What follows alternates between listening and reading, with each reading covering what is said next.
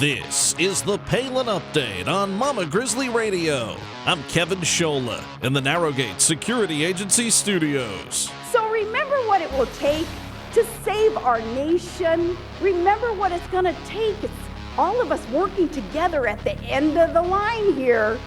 By God's grace, we will be able to save the nation.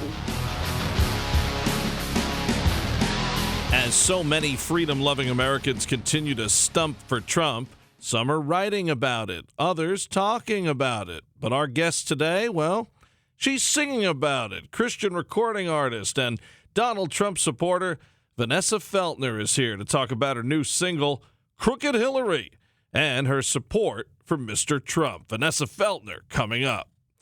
Sarah Palin reflects on the anniversary of 9/11 and calls for renewed support for Israel.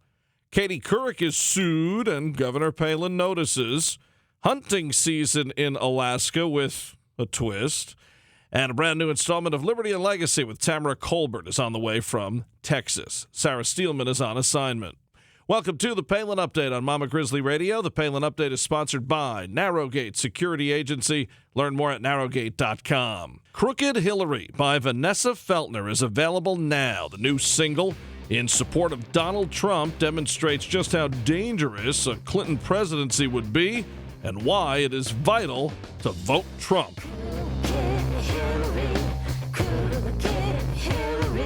When you lay down and you close your eyes,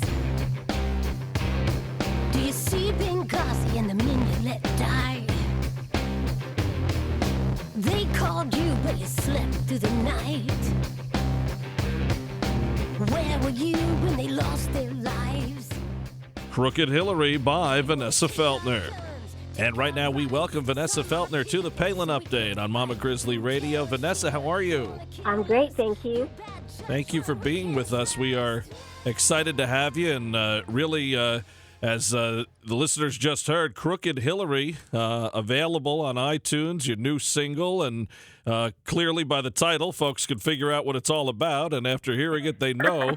But let's ask you first, what drove you to write such a song? I mean, you're a talented Christian recording artist and, someone who has been in the music business for a while, and here you thought you'd had to go political and against Hillary Clinton. Why? Well, first of all, I have to say this. I believe that Donald Trump is chosen and called by God to save our country.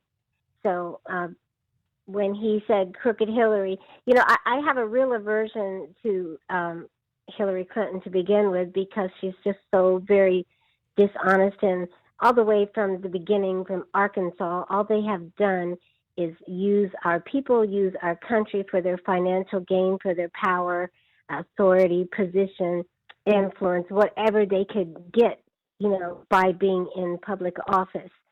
And it's got to the point now where something has to change and our country has to be saved, and I truly believe it's Donald Trump. Now, for me, when I write my songs, every song I write is inspired by God. And I believe so many Christian people right now are calling out to God, and they're praying for God to expose these people that we have in office that are just criminals that are hurting our country, selling out our country. And I believe God gave me this song to help expose Hillary Clinton.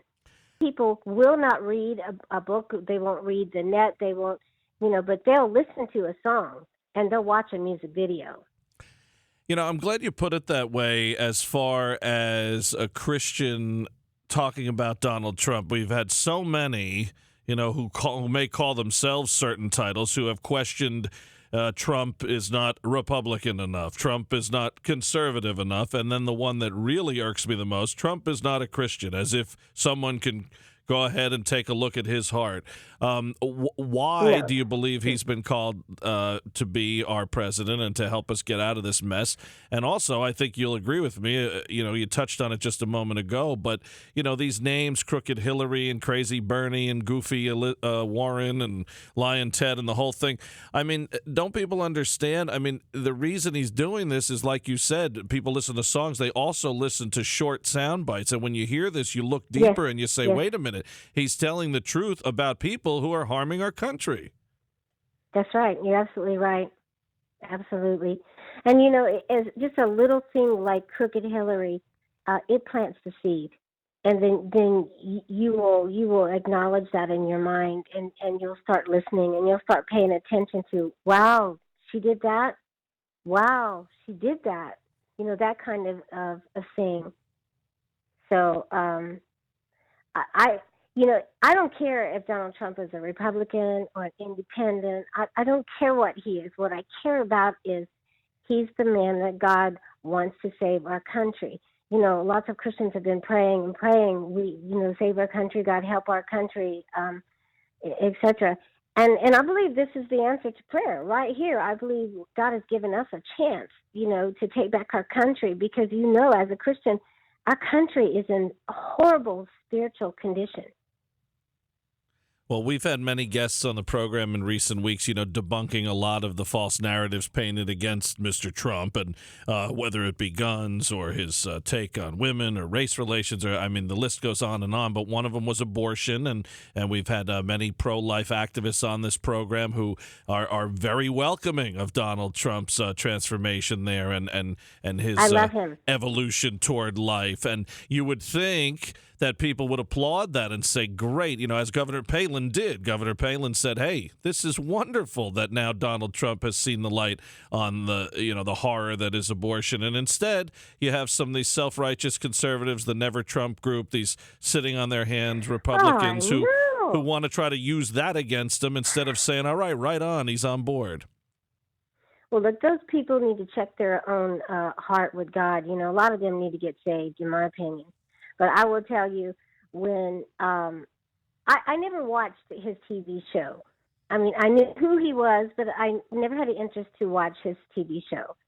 But when I saw him speak, I discerned him immediately, and I felt a relief, and a confirmation in my spirit that this man is called by God to help us. And I knew from second one, this is the man. And I have never doubted it, and I never had hardly anything to do with politics at all, ever. And yet, I was so drawn to him and this whole thing. And imagine, I'm living in China, and I'm there for 3 years performing, and I'm seeing this on my computer, right? So I quit my job, and I came back to the States so I could be here. And within a month of being home, I'm standing on the stage at the Columbus Trump rally singing the national anthem. This is all a God thing. And God uses the people that he can use for however he needs to use them. And if he wants to use me to write a song like Crooked Hillary and for his, you know, whatever he needs it for, who knows? It might just, someone might hear it and really say, and see the video footage, because the video footage, in my opinion, is very compelling. And maybe they'll change their minds, you know. But right now we have to, if I had anything to say on this this radio show, I would say, Christians, collectively speaking, we are powerful, we are strong, we are mighty in our vote. And if God calls a man to save Christianity, to save the Jewish people in this country, to save our Second Amendment, our right to worship, our rights to bear arms, and you stay home and you don't vote, I believe you're going to be accountable for that, because you need to join together with all the Christians and go down there and vote and save Christianity in this country before it's too late. And you're an Ohio girl. That state's not very important in presidential elections, right? Yes. But we're ahead 5 points, the last I heard. Well, you know, and it goes to say to your point moments ago about, you know, if someone hears the song and does a little research and it changes a mind here and there, could be the difference in a huge state like Ohio. And you know, and you put it that way, Vanessa Feltner's doing more for Donald Trump in a positive way than John Kasich, that's for sure. Well, John, don't even start me about him. I don't like him at all. I mean, he has what I call selective integrity. He signed the document. He signed it saying that he would support whoever won. Yep. So apparently he thought it was going to be him. And when he lost, now he won't even support Mr. Trump. Today he said, too much water under the bridge. And I thought, you have no integrity. No integrity whatsoever. No one in Ohio will ever vote for you again.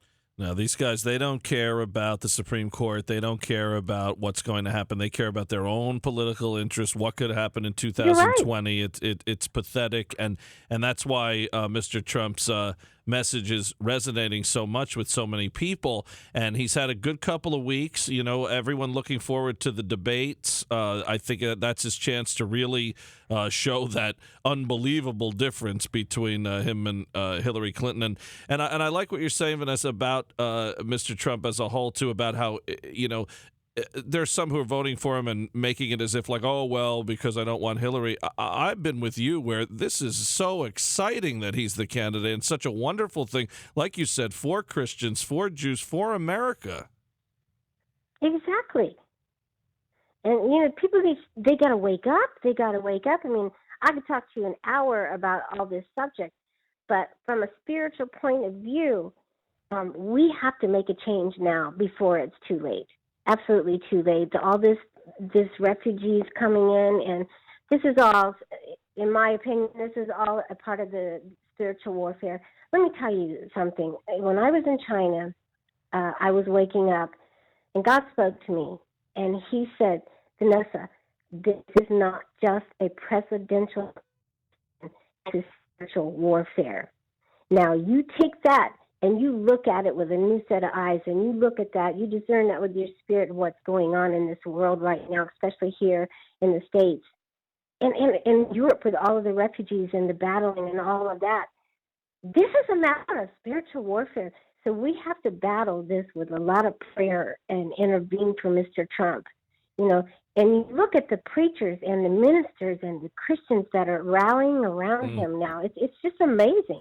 Great, there's great something point. happening. That's a great point. I was just going to say that. I mean, and every time they try to paint these false narratives, you say, well, wait a minute. He's not conservative? Then why is Sarah Palin backing him? Wait a minute. He's not pro-Second Amendment? Then why is someone like Jan Morgan and the NRA backing him? He's not pro-life? Then, you know, why are pro-life groups backing him? He's not a Christian? Why is Franklin Graham backing him? Okay? We need a libertarian. Why is Rand Paul backing him? I mean, the list goes on and on and on. And it's this, you know, they try to qualify just to fit their own needs and say, well, yeah, well, that doesn't really count. I mean, you know, it's just it's a God thing. It's like how you mentioned Kasich. It's that kind of thing. Well, listen, Vanessa, we started the program, let people hear a bit of Crooked Hillary. I want to leave with people hearing some of your other important single here in this election. I'm ready to make America great again. And, you know, let's hope that is the case, and it's wonderful that you're so excited for Mr. Trump, and we hope that you know, we have some great news coming up in less than 2 months. We're going to. You know, I read an article yesterday that, and I don't know if it's true or not because I didn't get a chance to check it, where it said Hillary was thinking about passing on the debate, and I about fell over when I read that because everybody knows that she is in no physical condition to stand up to Mr. Trump for an hour and 30 minutes. Well, you fell over figuratively, and she fell over literally. But you know, hey, listen, I mentioned this to my kids just the other day. I said I would not be surprised if that this was just laying the groundwork to say, oh wait, Monday comes in Hofstra, oh, she's not feeling well, we're gonna have to miss this debate, because as you know, those three debates and the Pence Kaine debate are going to be such slam dunks for the Republican ticket that, you know, you could see why a person and a party so hell-bent on just power would want to avoid it, because they just don't have any right answers and they will be exposed. This is going to be like David and Goliath. You know, he already took down 16, and if you know that's God moving in an incredible way, and he took down 16 opponents. 16. I mean, who does that? And everybody's saying everything under the sun bad about him, and he can't win, and blah, blah, blah, blah, blah. I never hesitated and never wavered. I just had this feeling he's going to win, and down they went, just like dominoes, 16 of them. And now we're at the David and Goliath point. I like that. Maybe some Make America Great Again slingshots. Yeah, that's a brilliant idea, actually. Why not? Why not? Well, Vanessa, David thank and you. Goliath, and he's going to take him down. Thank you for being with us, Vanessa. Thank you for your music, and let's talk again. Let's do. Thank you so much for having me. There's a man out on the street. He bows his head and prays. Won't you help me, please, Lord? I need a job today. For more on Vanessa Feltner's music, visit SoundCloud.com. On the anniversary of 9/11, Sarah Palin took to Facebook to write this. Arming Israel's enemies is deplorable. Note to Hillary supporters on this solemn anniversary of 9/11 terrorist attacks. Remember, her short-sighted, interventionist doctrine helped expand the tinderbox that is the Middle East. This, of course, created leadership vacuums on Team Obama's watch that were filled with even more extreme jihadists, including ISIS. A trumpet will sound to drown out the lies of this administration. Here's one take on what transpired. It is deplorable. To see the article Palin references, check out the Mama Grizzly Radio Facebook page. Katie Couric has been slapped with a $12 million lawsuit alleging defamation in an anti-gun film. Sarah Palin wrote about it on social media, saying shooting back against Katie Couric's deceptive presentations in a gun documentary is good news. It's a shame it takes a lawsuit to force journalists to acknowledge their unethical practices, but if their clouded conscience lets them sleep at night amidst feeding the public lies, then litigation must awaken them to the public's right and expectation to read, see, and hear truth. Let's be thankful the parties suing the perky one have sharp people in their corner with the tools and the guts to go after those who've not been held accountable for far too long. Meantime, in Alaska, watching a bear cross the road is not a joke. This stuff happens. Sarah Palin this past week wrote online, it's hunting season here in Alaska, and we're out in the boonies looking for wild animals and hiding, but some of these bears can't resist pulling an in-your-face by hiding right under our noses. And Palin features a video of a bear walking the streets of downtown Anchorage. You can check it out on the Mama Grizzly Radio Facebook page. To see any of the governor's posts in their entirety, visit Sarah Palin's Facebook page, follow her on Twitter at Sarah Palin USA, and check out sarahpac.com.